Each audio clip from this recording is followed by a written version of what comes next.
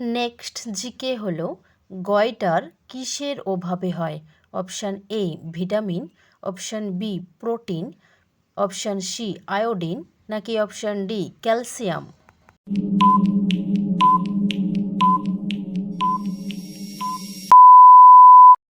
সঠিক আনসারটি জানার আগে আই হোপ জিকেগুলো তোমাদের বেশ ভালো লাগছে।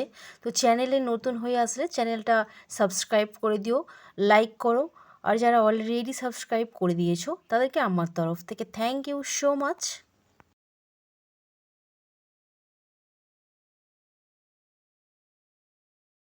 সঠিক আনসারটি হলো অপশান সি আয়োডিন।